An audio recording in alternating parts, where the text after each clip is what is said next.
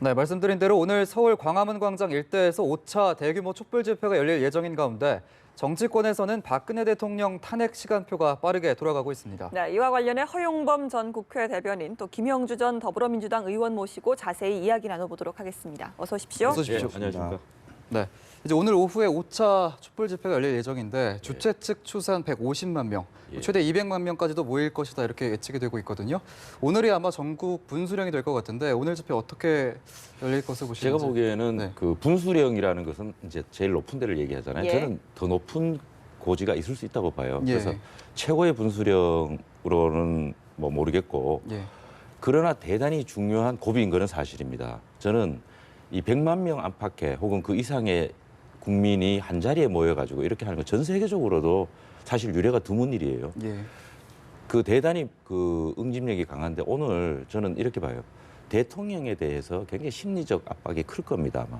이게 지금 5번째 아닙니까? 예. 그리고 100만 명 이상이 지금 거의 안팎이 모이는 게 3번째인데 예. 대통령도 계속 검찰 수사를 거부하고 특검이 이제 곧 다가오는데 이 상황을 계속 유지를 할지 또 국정 붕괴가 현실로 나타나고 있는데 이걸 계속 이렇게 끌고 가야 될지에 대해서 깊은 고민에 빠질 수밖에 없고요. 또 탄핵의 주체인 국회에서도 이제 2일이나 9일 올라간다는데 더 많은 동조자들이 나오고 그 규합세가 더 탄력을 받을 가능성이 굉장히 높습니다. 그리고 제일 이제 큰 거는 민심에 미치는 영향인데 예. 이게 민주사회에서 그렇지 않습니까? 자기가 속으로는 좀 아니더라 하더라도 예. 절대적 다수가 어떤 주장을 하게 되면 거기에 쏠려가기 마련이거든요, 사람은. 그런 거 이제 밴드웨건 효과라 그러기도 하고 그러는데 예. 이번에 100만 명, 주최 측 뭐 추산으로 150만 명이 모여가지고 오늘 또 비가 오는데 이런데도 그런 저항의 열기를 뿜어내면 국민의 민심에도 굉장한 영향을 미치라고 봅니다. 예, 뭐 예. 최고 분수령까지는 아니지만 그래도 굉장히 중요한 고비가 될 것 같다 이렇게 말씀을 중요한 해주셨는데요. 고비죠, 예. 자 김영주 전 의원께서 어떻게 보십니까?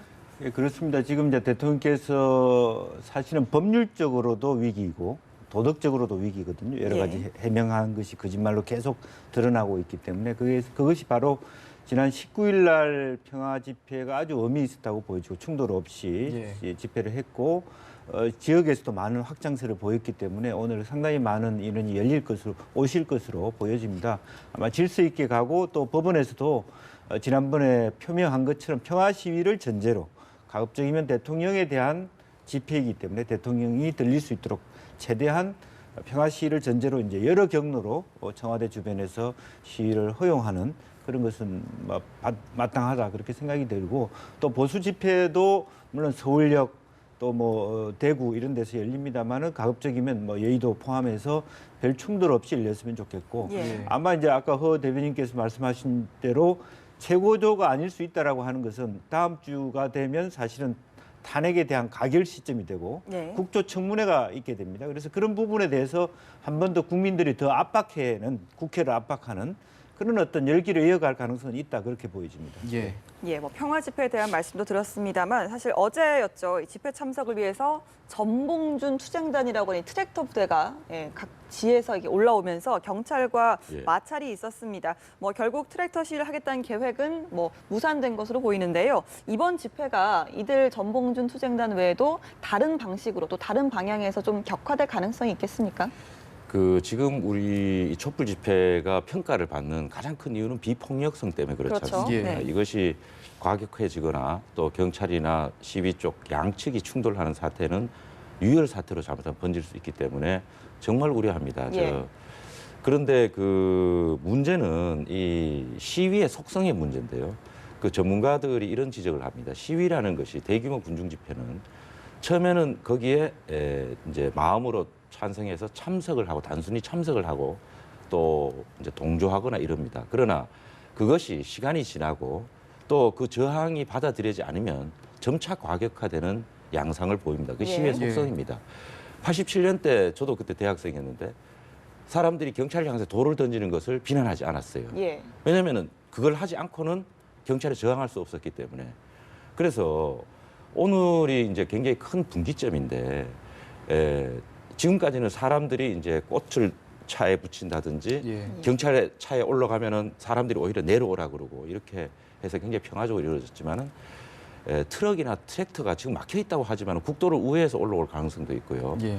여러 가지 방법이 있는데 이 기계가 동원되면은 전혀 다른 얘기가 됩니다. 예. 사람이 하는 거와 트랙터를 실제로 보면 알지만 굉장히 큽니다. 그게 예. 기계가.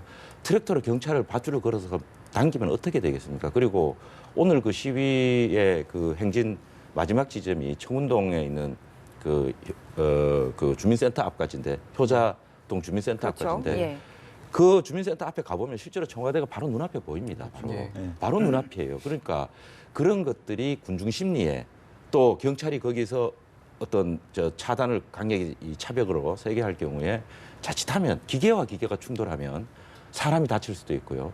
그 와중에서 어떤 일이 벌어질지 굉장히 걱정이 됩니다. 특히 오늘 날씨가 진눈깨비가 내려오고 비가 내리고 눈이 내린다고 예보가 돼 있지 예. 않습니까? 이 또 그 추위에 영하로 실제로는 체감 온도가 3, 4도까지 영하 3, 4도까지 떨어지는데 그 추위에 몇 시간을 오돌돌 떨면서 자기의 주장을 하는데 그게 받아들이지 않으면은 사람 심리에 어떤 영향을 미칠까 많은 사람들이 예. 우려하고 걱정하고 있습니다. 네, 좀 더 과격해질 우려도 있다라고 걱정하고 말씀하셨는데요. 김 의원께서는 어떻게 보십니까? 그래서 우선은 이제 전국 농민의 총연맹 같은 경우는 백남기 농민 사건, 그다음에 예. 쌀값 부분 때문에 좀 더 많이 격렬해져 있는 상태에 있고 예. 지난 16일부터 이제 거의 10일 동안 쭉 전국을 해남 진주에서 올라왔는데 실제로 어제 그 법률적으로는 트랙터는 안 되지만 개인적으로 평화 시위하는 건 보장하겠다고 해서 아마 어느 정도 어제 마찰도 있는 것으로 압니다만은 총체적으로 보면 현재 비상 시국하는 말하자면 전농 또한 같이 연대해서 회의를 하고 있기 때문에 어느 정도 수습 가능하지 않느냐는 생각이 들고요.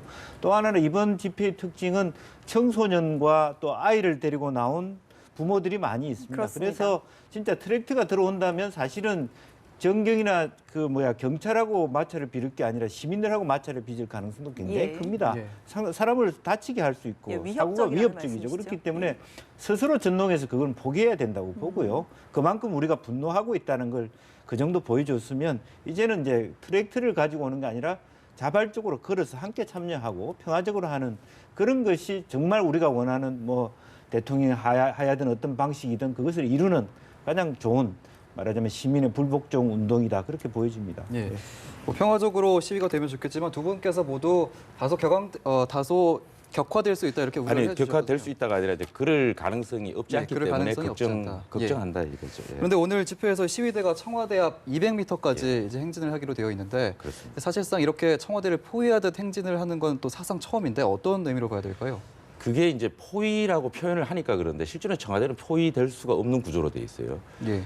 아시지만은 이 경복궁 앞에서 창성동 이제 별관 쪽으로 들어가게 되면 지난번에 창성동 별관이 그 바로 앞이지 않습니까? 예. 거기가 이제 400m 지점인데 거기 들어가면 그 앞에는 다시 청와대 앞길이 있습니다. 거기는 시위를 할 수가 없습니다. 그게 이제 청와대하고 마주보는 그 대문 앞이고 그래서 이쪽 경복궁 이제 오늘 가는 효자동 주민센터 쪽으로 길이 하나가 있고 예. 국무총리 공간 쪽으로 가는 이제 삼청동 길이 예, 있는데 예, 화면에 예. 지도가 예, 나가고 예. 있습니다. 그렇죠. 예. 이 양쪽으로 갈 뿐이지 네. 앞쪽으로는 할 수가 없습니다. 그래서 그걸 이제 정치적 의미로 포위라고 하지만은 그렇게는 되기 어렵고요. 두 번째는 이제 그보다 더 중요한 것은 그만한 사람들이 청와대 코앞까지 가가지고 하야를 한꺼번에 외칠 경우에 그것이 이제 아까 말씀드린 대로 대통령과 정치권 국민들에게 주는 어떤 상징적 영향 또 실질적으로 심리적 영향이 그런 거지 포위한다 그래서 우리가 경찰이 사람을 포위하듯이 이렇게 할 수는 없습니다. 예. 물리적으로.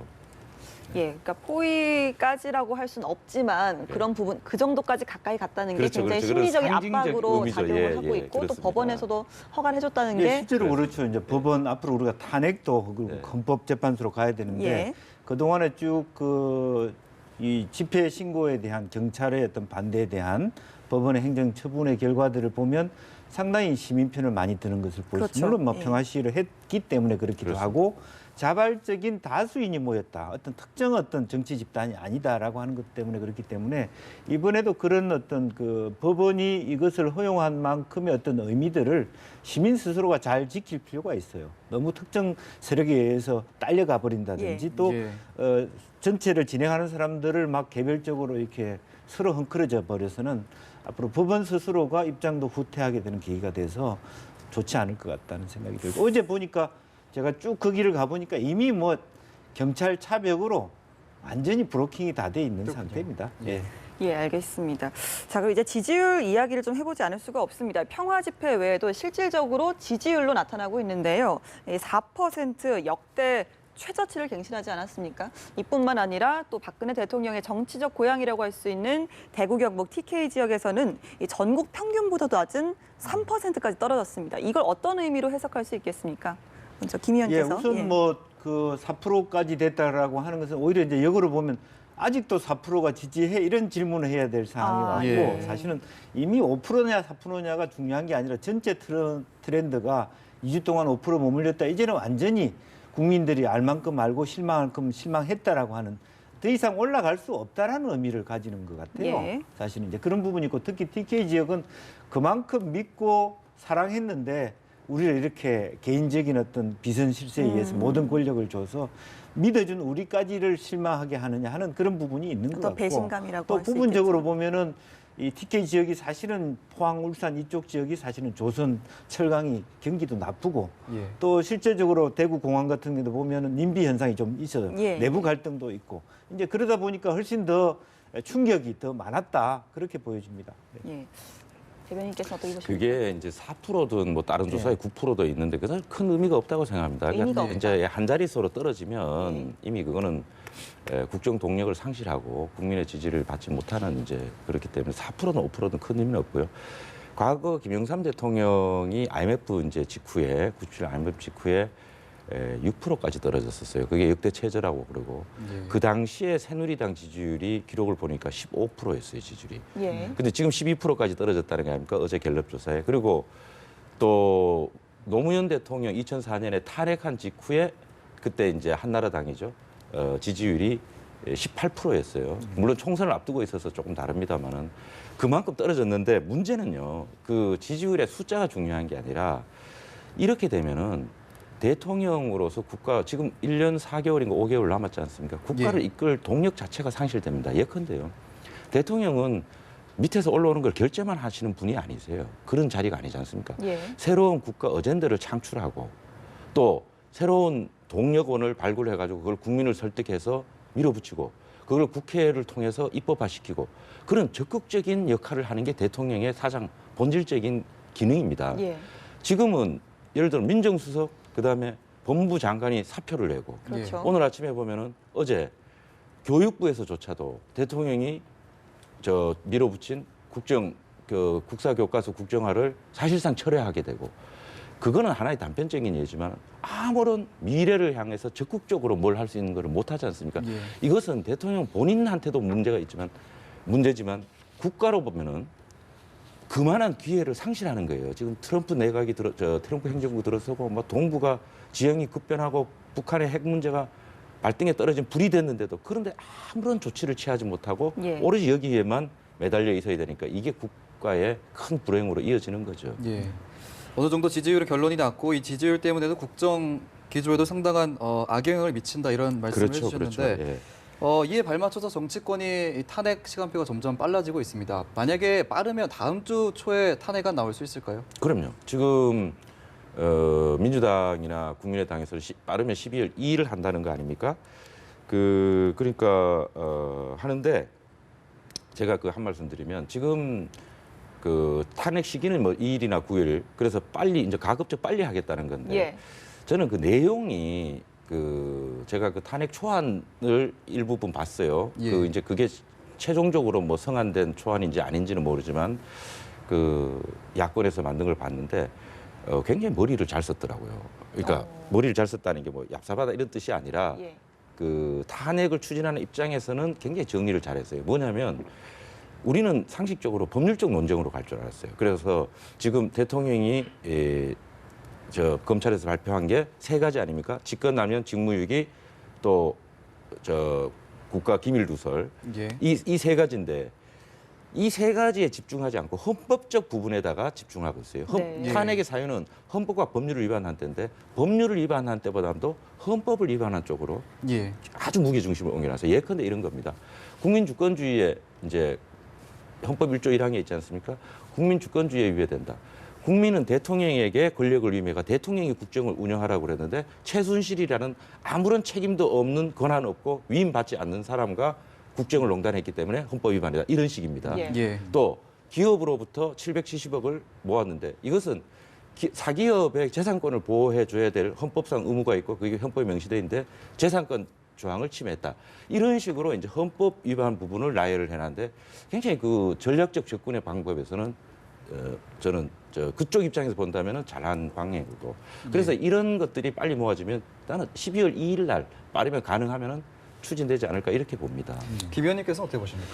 예, 그 지금 이제 뭐 정진석 원내대표가 일부 뭐 자기를 그 협상 약군과 어떤 예. 탄핵안에 대한 협상안을 달라고 해서 내부 싸움이 좀 있었습니다만은 이미 이제 그 국민의당이나 민주당에서의 그 탄핵안은 아마 이달 중으로 다 마무리되면 예. 12월 2일도 좋고 9일도 좋을 것 같습니다.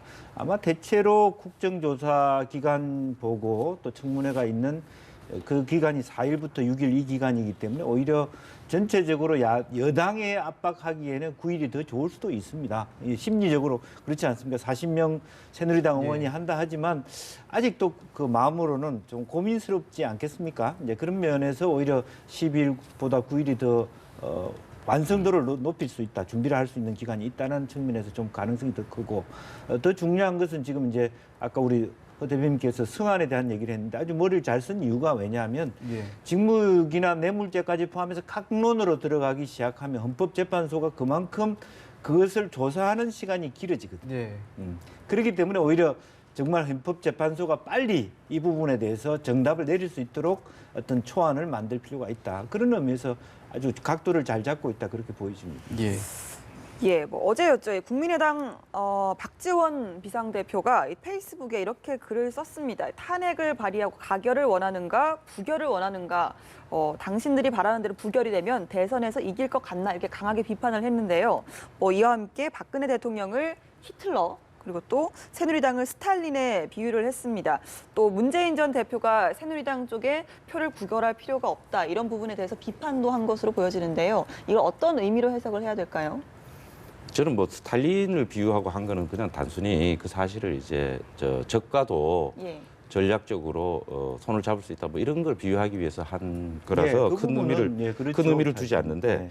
문제는 그런 게 아니라 지금 그 야권이 탄핵을 추진하는데 약간 좀 배부른 소리를 하는 것 같아요. 그 마치 탄핵이 당연히 될 것처럼 지금 하고 예. 특히 민주당 지도부에 계신 분들 같은 경우는 또 어제도 그랬지 않습니까? 뭐 부역자 집안이라고 네. 자꾸 새누리당을 그렇게 얘기하는 예, 것은 표현을 좀 강경하게 하고 있죠. 그 부역자라는 말은요. 정말 이 듣기도 좀 선뜻한 말 아닙니까? 예. 예. 그런데 어떻게 손을 잡고 전략적으로 히틀러를 쳐부수기 위해서 스탈린과 손을 잡은 처칠을 얘기하면서 어떻게 부역자라고 표현할 수 있습니까? 또 거기에다가 또 문재인 전 대표 같은 경우도 잘 이해가 안 되는데 지금 탄핵을 성사시켜가지고 빨리 대선하고 싶어 하는 분 아닙니까? 다들 그렇게 비치지 않습니까? 예. 그래서 60일 안에 선거하면 본인이 대통령 된다고 생각하시는 것 같은데 그러면서도 새누리당에 대해서 계속해서 아주 직설적인 뿐만이 아니라 어제는 더 놀라운 것은 개헌을 추진하는 분들에 대해서 마치 새누리당과 손잡고 이 탄핵에 물타기 하는 것처럼 이렇게 표현을 했어요. 그거는 굉장히 위험한 발상입니다. 왜냐하면 지금 국회 내에 개헌 추진파로 서명한 분이 200명이 넘어요. 의원이. 그리고 국회의장인 민주당 출신인 국회의장도 확실한 개헌파고요. 문재인 전 대표 본인도 지난 대선 출마 때 박근혜 후보하고 붙었을 때 개헌을 공약으로 내걸었던 분이세요. 예. 그리고 지금까지도 계속 개헌파였어요. 그런데 갑자기 개헌을 추진하면은 새누리당과 무슨 물타기 하는 사람 이렇게 해버리면 개헌하려는 사람들은 그러면은 새누리당 편이라는 얘기입니까? 그래서 이런 위중한 상황일수록 국가 지도자급 인사, 정치 지도자들은 정말 언행에 조심해야 된다. 이런 게 다 기록에 남습니다. 지금은 하나하나 검증할 시간이 없어서 그렇지. 조금 있다가 이제 대선판이 열리면 그거 다 다시 나옵니다. 예. 네, 지금 말씀 잘하셨다시피 실제로 박 전 대표가 겨냥한 건 새누리당이 아니고 민주당의 추미애 대표입니다. 예. 실제로 이 김무성 전 대표에 대해서 부역자라고 얘기하면 지금 우리가 해야 될 게 탄핵의 압도적인 지지, 즉 새누리당의 비박계의 탄핵 가결에 이끌어내야 될 시점인데 그들에 대해서 총을 쏘고 있는 부분에 대한 예. 문제 제기를 한 것이죠. 예. 네, 알겠습니다. 자, 지금까지 5차 촛불 집회 그리고 박근혜 대통령 탄핵과 관련된 얘기를 허영범 전 국회 대변인님 그리고 김영주 전 더불어민주당 의원님과 함께 나눠봤습니다. 예, 고맙습니다. 감사합니다.